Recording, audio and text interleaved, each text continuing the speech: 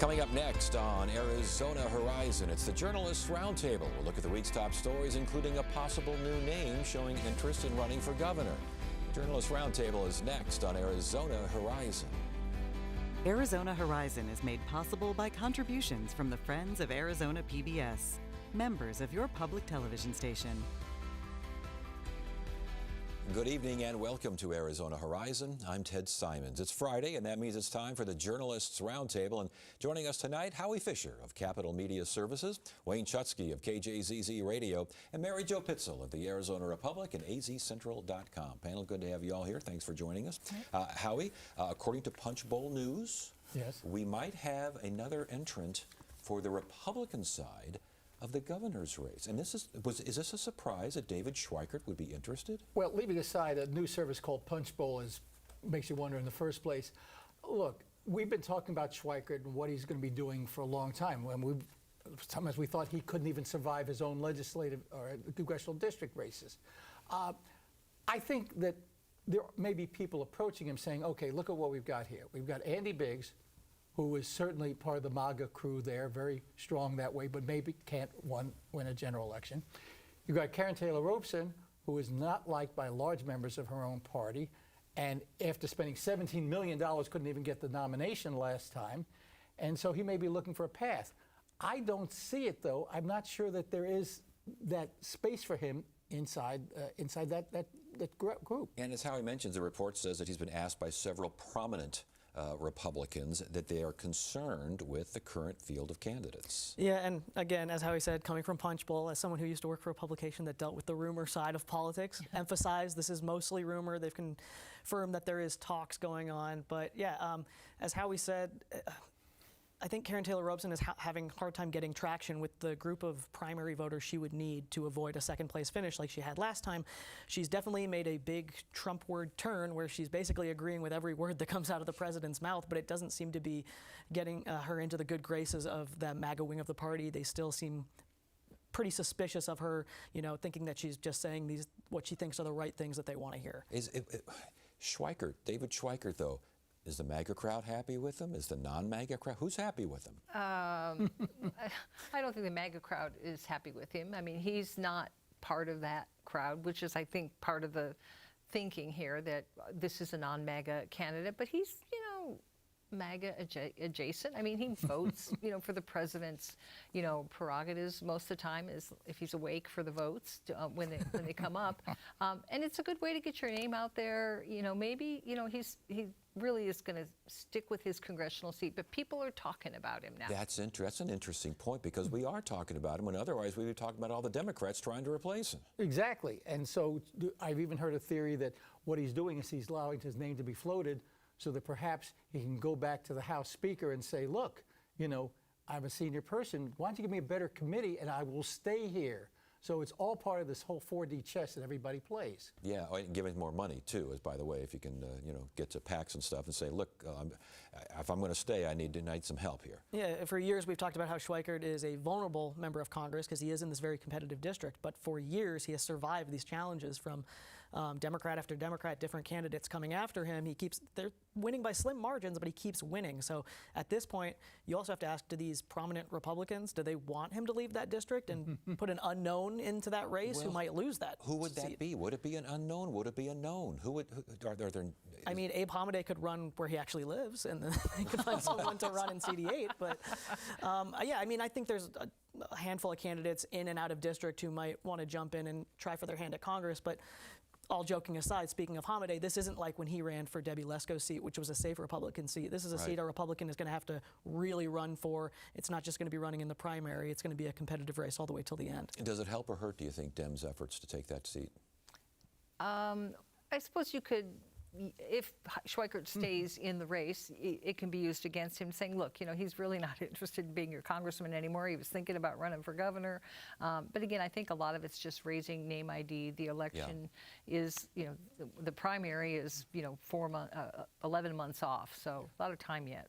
And how many times around this table have we predicted his demise, saying, this is a guy who has been disciplined for ethical violations by his own House members, and yet here he is. So I'm always hesitant to say Here's what's going to happen with David Schweiker. All right, we know what's going to happen with Governor Hobbs. She's going to run again, by the way. That's a banner headline there. Yeah. I mean, we all knew it. Her campaign has already been kind of in full swing, starting to get the gears rolling for her next election. But she filed the official papers alongside Secretary of State Adrian Fontes and Chris Mays, that their statement of interest, which is basically that first step they have to take to gather signatures to get on the ballot. The same day that President Trump kind of went after mail-in ballots, true? Yes, geez, what timing?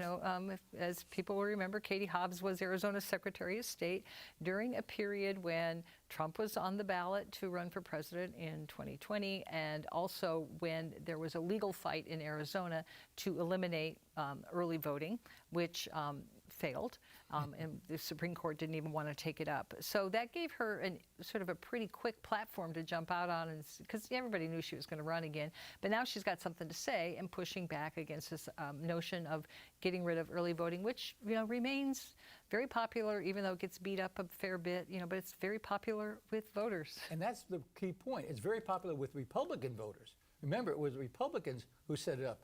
Prior to 1991, you actually had to file an affidavit saying, I'm going to be out of precinct. You had to send it in, and then you get your early ballot. Now it's no excuse early voting. And, the Republican legislature said this is a good thing.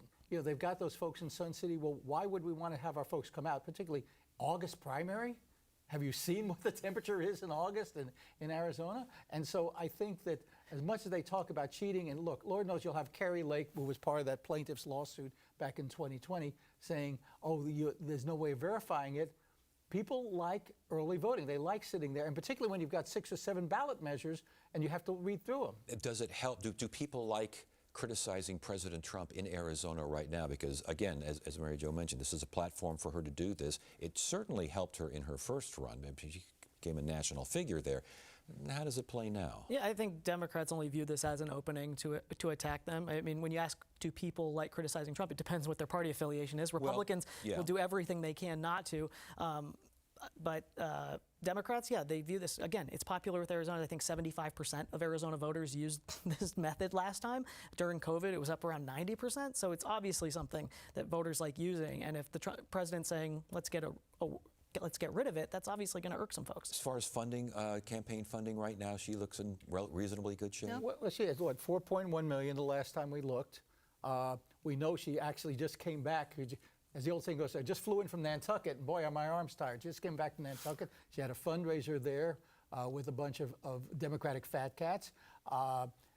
She's leaving nothing to chance. She's going to be hoovering up money, like nothing. I think that we could easily see a $25 million campaign in the general. So far, we're seeing a lot of that money from out of state, though, aren't we? Well, Nantucket. That's one. But I mean, everything else, it seems like the other $4 million out of state. Does it make any difference at this point so early on? Not at this point, although the Democratic Party is working on enacting a resolution that would ban big money in primary elections, and they're going to try to get candidates to sign on to a pledge to not take PAC money, and some people would argue that's shooting yourself in the foot. But forget shooting yourself in the foot. It's meaningless. So much of what is spent on these races comes from independent expenditures. I mean, look at Andy Biggs had practically no money in the bank. And Turning Point has already started spending money on his behalf that doesn't count against him. So that's the problem, is every time you try to shut off the spigot or get some sort of control, somebody's going to find a way around it. Yeah, and we also should mention that, again, as far as money being raised, and I know she's way ahead of the Republican side there, but they haven't really started in earnest in all respects. We still have to remember, in this governor's race, the registration advantage for Republicans just seems to be widening all the time. Yeah, we just saw a national story from New York Times that basically said Democrats are bleeding voters everywhere, and in Arizona, Republicans have always had the advantage, and it's, again, only been growing in the past few years. So obviously that we have our crucial independent voter bloc, but then they have to pull in those independents, maybe some of those moderate Republicans. Those were all part of the coalition that elected Katie Hobbs the first time. But it wasn't even that some of the Republicans necessarily voted for Katie. So many people that I've spoken with voted against someone else. Either they voted against a Mark Fincham, a Carrie Lake, or they just sat it out. I mean, if you look at the fact of the people who weren't high profile, Tom Horn got easily elected. Kimberly Yee got easily elected as treasurer just based on the party registration. But when your personality is such that people say, over my cold dead body, that becomes the issue, going back to what we started talking about for who's going to run for governor. If you have somebody who has high negatives, you're shooting yourself in the foot. Yeah. Mary Jo, the Attorney General issued an opinion on that MVD voter glitch. I believe it's now officially a glitch. Yes. What was the opinion? What's it all about?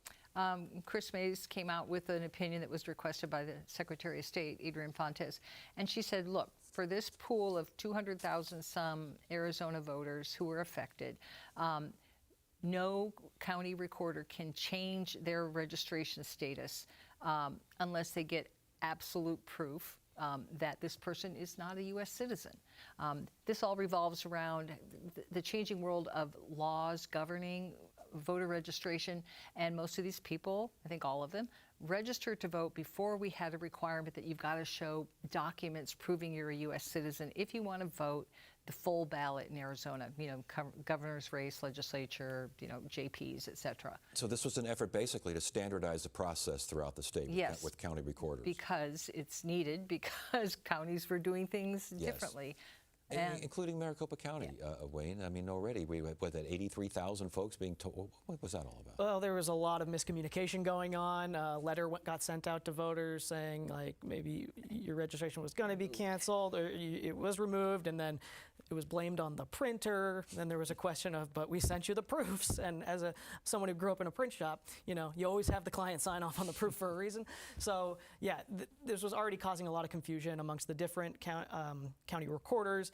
How are you going to handle this? And then there's the political side of it. You know, some think you should be able to cancel those people, some think you shouldn't. So this is supposed to say, hey, this is how you have to handle it. Unless you know for a fact that this person is not a U.S. citizen, you can show us the proof. You got to leave them on the rolls. But the problem is, this is, as they say, an attorney general's opinion. While it can be cited to justify what you've done, it's not law. It's not the Supreme Court. Now, the fact is, the Supreme Court, when this first came up in the 2024 election, reached the same conclusion, said the glitch problems were not the fault of these voters, so we should allow them to vote at least in 2024. I have a feeling that maybe Justin Heap going to want to go ahead and push this. We're going to have to wind up back at the Supreme Court, and the justices, I think, are going to reach the same conclusion, which is this isn't their fault, and you shouldn't penalize them. But go ahead. I was going to say, but you know, it could evolve into yet another fight over voter registration that gets tied up in the courts for a while as we've got big elections coming up. You know, Heap's office had said prior to this opinion coming out, and I haven't heard anything from them since, that their approach was they mailed all the letters finally, the correct letters to these voters, and show us proof. And if you don't respond with proof of citizenship, we'll just knock you down so that you can only vote on a federal ballot. Well, that, you know, for Congress and That's a U.S. big Senate. knockdown, though, next year. Goodness gracious. And that conflicts with the advice that is coming from the Attorney General. And I will say, I've heard from a couple other county recorders that have been working on this, and they said they haven't found any problems. Nobody's been knocked off the rolls. Nobody's been downgraded. Because as the Supreme Court suspected, and I think the political parties did, that most of these 200,000 plus voters were all properly, duly, they were U.S. citizens, they were steady voters, there really wasn't a problem. And here's the other thing that gets lost as you have some of some elements of the Republican Party saying, oh my God, it's going to be fraud. We looked at the data when this first came out. It was 300,000, with 90,000, it was 219, whatever the number is. More of them are Republicans than Democrats. And to the extent that they're going to deny these people a right to vote, again, the GOP shooting itself in the foot. And we're also worth noting that the head of the Arizona Republican Party, who is a former elections official, actually agreed with the Democratic Attorney General's opinion. So while there's a lot of politics flying in this, you know, both sides kind of agreed with that conclusion. I want to get to that one in just a second We'll here. get But before we get there, let's talk about the president. As we kind of mentioned, he said he's leading a movement now to get rid of mail-in ballots. Yep, in a social media post, which is apparently where we get these things now, the president indicated that he will issue some sort of executive order to get rid of mail-in ballots, as you said, and voting machines, which is, again, amorphous term, like we use ballot counting machines here in Arizona, but we still vote on paper. So huge deal in Arizona, obviously, where most of our voters vote by mail. And to get rid of that would also according to many folks, usurp the state's power to determine how it administers its elections. And the president's saying the quote was, "Everybody cheats with mail-in voting." Did you know that everyone cheated with mail-in voting? I don't know. I voted the polls, so. But I mean, as you said, though, this could. I mean, the states are responsible for conducting their elections. So the president to come in with this executive order, if he actually follows through on that, again, we will be in the courts fighting about voter registration. Basically, which has an effect of shaking people's faith in elections, especially as we roll into what should be a consequential election year. Adrian Fontes, the Secretary of State, did come out and say He said he was going to tell them to pound sand. Yeah. Exactly. That was one of the quotes of the week. The fact is that the Constitution, the U.S. Constitution says, except for certain things, the states run their elections. They decide. You have places like Oregon, which has all mail-in voting. And so you're going to basically say to them, no, we know better? How much of that, though, is subject to change by Congress? Well, again, part of the problem is some of this is federal constitution, which means you need Congress to pass it and then send it around to get 3/4 of the states to go ahead and ratify it. I think that Congress could probably nibble around the edges and say, the way Congress always does things, if you want certain federal money, you will do it our way and link it that way. I don't know that Congress is that interested in doing it. And here's the other problem is there are people who do worry about, mail-in ballots. I mean, I scribbled my signature on the back. I don't have to provide any ID. Somebody's going through this, sometimes at 3 seconds a shot. But the reason that people are unsatisfied with mail-in ballots is because you have certain people like Kelly Ward, the former head of the Republican Party, like Kari Lake, saying these are not reliable. They're undermining it, and then they say, well, people are unsatisfied. Well, guess what? That's why. Well, if the president says everyone cheats with mail-in voting, how many times have we seen people caught cheating with mail-in voting? You see isolated incidents of fraud in every election. A lot of times it's someone voting a dead family member's ballot, but what we have not seen is those instances of widespread voter fraud that would actually affect the outcome of an election that some folks in one party continue to say exist. They've been to court and they've failed to prove over and over and over again that these widespread coordinated campaigns of voter fraud exist. Yeah, I mean, most recently, look at the very close contest for Attorney General, in 2022, which, at the end of the day, Chris Mays won by 280 votes, but there was a lot of scrutiny of the mail-in ballots, and the results held. What, you haven't been listening to Mr. Hamada on how they didn't count 8,000 of his votes? Yeah. I mean, everybody's. I guess I've been listening to the courts. We tend to side with the courts there, but we're funny that way. All right, Howie, who is Gina Swoboda? And why is she a Republican that other Republicans aren't happy with? Well, see, there's some Republicans. There's Group A and Group B and maybe a Group C of Republicans. She was elected to head the Republican Party in 24, I think, originally, after Jeff DeWitt left, and that was a whole nother story. She was asked to run by Donald Trump, so she's clearly got her street cred. She helped Donald Trump win. But she's also somebody who, having worked for Democratic and Republican secretaries of state, understands election law. She got in trouble, last year because as people were saying, well, why are the ballots coming in so late? There must be cheating going on. She did a little whiteboard presentation, said, you've got 280,000 ballots, it takes this much time to count. What's happened lately is that she's looked at some of the things going on, Trump defunding PBS, and more specifically the issue of vouchers, empowerment scholarships accounts, and she said, look, I'm a supporter of vouchers. I believe in vouchers. But to the extent that you have Craig Harris at Channel 12 coming up with a $17,000 cello, with diamond rings, with out-of-state trips, we need to fix it, and that has just made the hard right of the party explode. And not only that, she praised Craig Harris's reporting. She said that this was important stuff, and that was just way too far for the two national Republican committeemen in Arizona, Senator Jake Hoffman and former state lawmaker Liz Harris, and they are calling for her to step down as chair of the party. And her retort, Swoboda's retort, which I'll let Howie give you the quote because you're the one that got it. It was a perfect, the other quote of the week. Hoffman and Harris are little more than low-rent grifters who want to destroy the Republican Party in Arizona. Thank you, Gina Swoboda. But let's delineate the low rent. What was actually grifted here? What's actually low rent? Why do these two particular individuals have problems? Well, this goes way back. This isn't a new thing. This is the latest thing to set them off. But when Gina Swoboda, as Howie said, was first elected in 2024, she was up for re-election this year, and Jake Hoffman and Liz Harris ran a candidate against her. So this goes back to the beginning of the year. They ran Cory McGarr, a former Hoffman acolyte at the legislature, who lost his re-election campaign, and he lost. It was a fairly close vote. It was a couple hundred out of nearly 2,000 votes, a couple hundred votes separated them, but she won re-election, and I think largely on the strength of the performance of the Republican Party last year and the fact that Donald Trump himself asked her to run. So with that in mind, will the Republican rank and file side with Mr. Hoffman, who is, of course, fake elector, and Liz Harris, who asked for curious folks to make curious testimony at the Capitol? The issue is this is all up to the state committeemen, which your average folks aren't going to even know who those people are. These are the grassroots, the really diehard members of the Republican Party.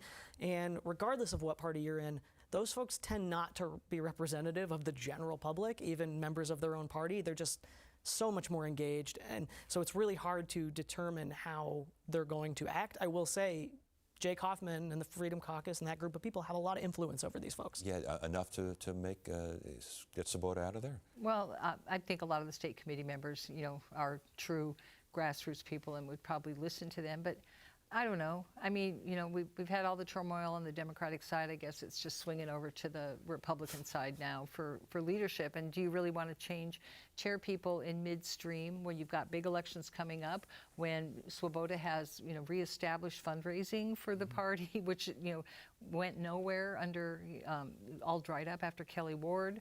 So, if you want to change horses, to whom, And that's the other point. The fundraising, which is a very important point that Mary Jo makes, but also the fact that in 2024, it was a pretty good year for Republicans. Yes, Kari Lake lost, but again, Kari Lake probably was going to lose no matter what. Republicans picked up seats in the House and Senate. They've got a whole bunch of other races, local races that they've won. Been good for Republicans. So why would you take the person who's in charge of trying to build these things? But you remember, this party's trying to tear itself apart. Jake Hoffman he's recruited candidates to run against 2 Republican corporation commissioners. He's recruited Kimberly Yee, who can't run for treasurer again, to run against Tom Horn because Tom, God forbid, wants to see if we can control some of the unusual spending for vouchers. And so he wants his own little cadre up there, and he wants to purge the party and purge the leadership of anybody he doesn't consider pure. Is that kind of thing gaining traction? In terms of On the Republican side, in terms of the rank and file again? Yeah, it's hard to say. I mean, they're going to have to actually call a meeting to get this done, and having covered the one annual meeting that they all go to every year, where Swoboda was elected last time, it's like herding turtles in there. Like I don't have a lot of faith that they're going to be able to actually get the people to show up and do a vote and all this thing. I think it's another in a long line of blustery disagreements between two sides of the party who disagree about the direction of the party, the administration of the party, and how the money's spent. It's worth noting Swoboda last time, part of that campaign she ran was a coordinated campaign to support candidates up and down the ballot, and she ran a lot of that through a consultant, Chris Baker, Congressman Schweikert's opponent, to bring it all full circle. And he's another guy who a lot of these Jake Hoffman type folks are not fans of. They'd rather see the money go to places like Turning Point USA. So there's all these underlying political battles going on within the same side that are just now bubbling to the surface. Before we go, Howie, the Ninth Circuit has blocked the copper mine at Oak Plat again. I mean, this thing goes on and on forever, but this got the attention of the president. He cites the critics of this mine and other mining as un-American. Which is fascinating, given that many of the opponents of the mine were here long before any of our ancestors, so who are the true Americans? I mean, look, this is a president who throws around terms like that because he thinks and it does get him headlines like that, but the question becomes, are jobs for the sake of jobs good? Look, Resolution Copper would bring in a lot of jobs, would bring in a lot of income.